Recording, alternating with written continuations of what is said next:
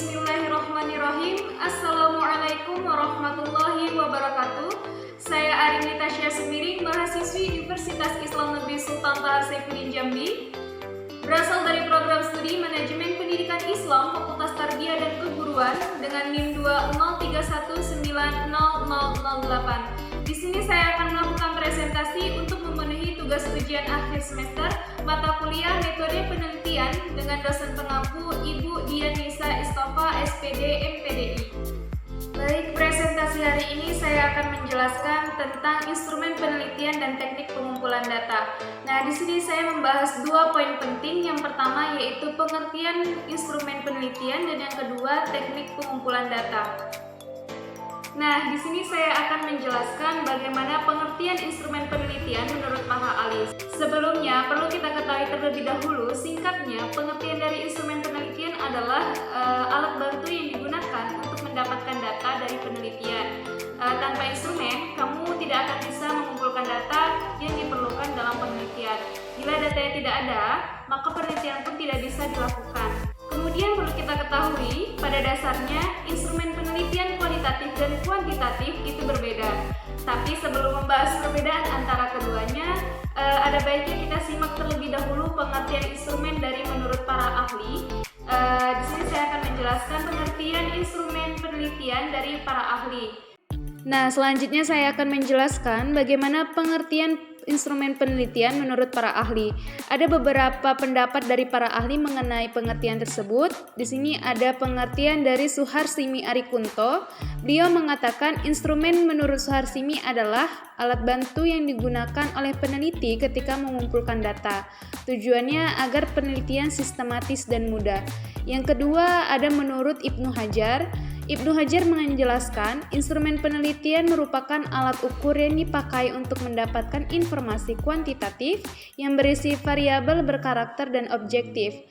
Nah, adapun menurut Ibnu, data atau informasi yang dimaksud meliputi seperti yang pertama, data kuantitatif, yang kedua, data kualitatif, yang ketiga, data nominal, data ordinal, data interval atau rasio, dan yang keempat, data primer atau data sekunder. Adapun menurut Noto Atmojo, beliau mengatakan instrumen penelitian adalah alat-alat yang digunakan untuk mendapatkan atau mengumpulkan data. Caranya bisa dengan menggunakan kuesioner, formulir observasi, formulir lain yang berkaitan dengan pencatatan data dan lain-lain. Nah, itulah tadi pengertian instrumen penelitian dari beberapa para ahli. Selanjutnya di sini kita akan memasuki jenis-jenis instrumen penelitian. Baik teman-teman, saya langsung saja menjelaskan apa saja jenis-jenis instrumen penelitian. Nah, ada beberapa jenis instrumen penelitian yang biasanya digunakan oleh peneliti. Instrumen ini dapat dipakai untuk penelitian dan penulisan karya tulis ilmiah seperti skripsi, tesis, disertasi, laporan, dan sebagainya. Digunakan untuk penelitian kualitatif maupun penelitian kuantitatif. Nah, berikut ini adalah beberapa instrumen penelitian. Teman-teman bisa langsung mendengarkan bagaimana saya menjelaskan apa saja jenis-jenis instrumen penelitian. Berikut ini adalah beberapa instrumen penelitian. Yang pertama adalah kuesioner. Apa itu kuesioner? Jadi, kuesioner adalah instrumen yang berisi daftar pertanyaan. Biasanya digunakan untuk mengumpulkan data penelitian dari responden. Kuesioner berisi serangkaian pertanyaan yang dibuat secara terstruktur. Bila kuesioner salah, maka hasil penelitian pun juga salah. Untuk itu, kuesioner harus dibentuk dan dirancang secara valid, reliable, dan tidak palsu. Hal ini dilakukan supaya data yang didapatkan bisa divalidasi. Kemudian, adapun instrumen yang kedua yaitu wawancara. Wawancara adalah salah satu instrumen penelitian yang kerap dipakai untuk penelitian kualitatif. Dalam wawancara, peneliti mengumpulkan informasi dari responden melalui interaksi verbal. Sebelumnya, peneliti menyiapkan daftar pertanyaan terstruktur yang berkaitan dengan penelitian. Kemudian, peneliti bertemu dengan narasumber dan mengajukan pertanyaan. Adapun peralatan dan perlengkapan yang dapat digunakan selama periode wawancara termasuk seperti tape recorder, kertas, pulpen, laptop, dan lain-lain. Wawancara dapat dilakukan secara pribadi atau melalui telepon atau sistem surat elektronik seperti email. Keuntungan utama dari metode wawancara adalah menghasilkan tingkat respon yang tinggi. Selain itu, Wawancara lebih mewakili seluruh populasi penelitian. Selain itu juga, kontak pribadi antara peneliti dan responden memungkinkan peneliti untuk menjelaskan pertanyaan yang membingungkan dan ambigu secara detail. Sama seperti kuesioner, wawancara pun tidak sempurna. Instrumen ini memiliki kelemahan, contohnya seperti jumlah narasumber yang dijangkau tidak banyak karena keterbatasan waktu dan tenaga peneliti. Adapun instrumen yang ketiga, yaitu observasi. Metode ini dipakai seorang peneliti untuk mengamati perilaku atau situasi individu. Sejauh ini ada dua jenis observasi, yakni observasi partisipan dan observasi non-partisipan. Dalam observasi partisipan, peneliti adalah anggota kelompok yang akan diamati. Sedangkan dalam pengamatan non-partisipan, peneliti bukan anggota kelompok yang akan diamati. Kelebihan metode observasi yakni lebih fleksibel dan lebih murah untuk dijalankan. Metode ini menuntut kerjasama yang kurang aktif dari yang diamati dan hasilnya dapat diandalkan untuk kegiatan penelitian. Metode ini memerlukan keterampilan khusus untuk membuat dan menilai pengamatan perilaku dalam penelitian. Ketika melakukan pengamatan perilaku, hal pertama yang harus kamu lakukan adalah mengembangkan kategori perilaku atau skema pengkodean. Cara ini melibatkan pengidentifikasian atribut spesifik yang akan memberikan petunjuk untuk masalah yang dihadapi. Adapun instrumen yang keempat, yaitu diskusi kelompok terfokus atau Focus Group Discussion. Apakah kamu pernah FGD atau Focus Group Discussion? Ya, instrumen penelitian dalam bentuk diskusi ini pun bisa digunakan untuk mendapatkan data. Instrumen pengumpulan data ini memungkinkan peneliti untuk mendapatkan data dari sekelompok besar orang pada saat yang sama. Metode ini berbeda dari metode wawancara loh. Bila dalam metode wawancara peneliti berfokus pada satu orang pada satu waktu, maka dalam metode diskusi kelompok terarah, peneliti memperoleh data dari sejumlah besar orang untuk kegiatan penelitiannya.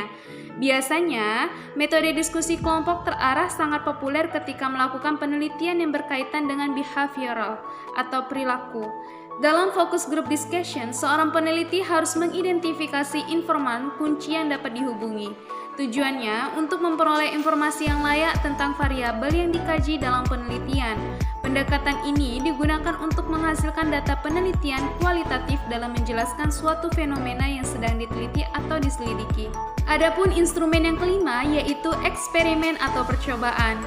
Metode ini berlangsung dalam penelitian sains murni dan terapan, jadi para peneliti melakukan beberapa percobaan dalam pengaturan laboratorium untuk menguji beberapa reaksi yang mungkin terjadi pada objek penelitian.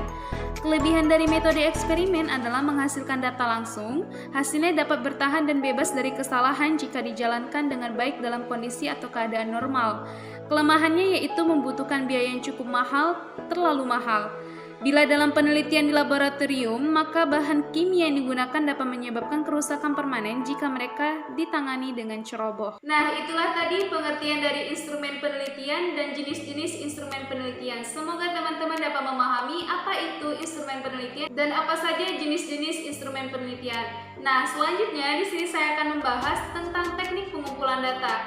Sebelumnya perlu kita ketahui terlebih dahulu apa itu pengumpulan data, agar teman-teman dapat memahami lebih lanjut bagaimana teknik pengumpulan data tersebut. Nah, teknik pengumpulan data adalah cara yang digunakan untuk mengumpulkan informasi atau fakta-fakta yang ada di lapangan. Proses pengumpulan data dalam sebuah penelitian bergantung pada jenis penelitian yang dipilih. Metode pengumpulan data adalah teknik atau cara-cara yang dapat digunakan oleh peneliti untuk pengumpulan data. Teknik dalam menunjukkan suatu kata yang abstrak dan tidak diwujudkan dalam benda, tetapi hanya dapat dilihat penggunaannya melalui angket, wawancara, pengamatan, ujian atau tes, dokumentasi, dan lain-lain. Peneliti dapat menggunakan salah satu atau gabungan teknik tergantung dari masalah yang dihadapi atau yang diteliti. Nah, selanjutnya di sini kita akan membahas apa saja sih teknik pengumpulan data yang dipakai dalam penelitian kualitatif dan kuantitatif.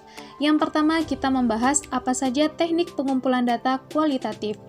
Di dalam metode penelitian kualitatif, juga lazimnya data dikumpulkan dengan beberapa teknik pengumpulan data, yaitu seperti wawancara, observasi, dokumentasi, dan diskusi terfokus atau focus group discussion. Kemudian, Apa saja sih teknik pengumpulan data kuantitatif?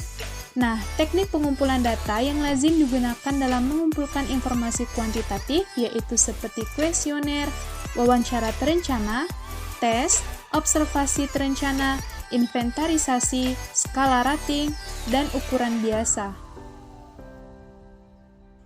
Nah, itulah presentasi saya mengenai instrumen penelitian dan teknik pengumpulan data. Saya ucapkan terima kasih kepada Ibu Dianisa Istofa, SPD MPDI, selaku dosen pengampu mata kuliah metode penelitian, dan kepada teman-teman semua. Semoga apa yang saya sampaikan bermanfaat. Saya akhiri. Wassalamualaikum warahmatullahi wabarakatuh.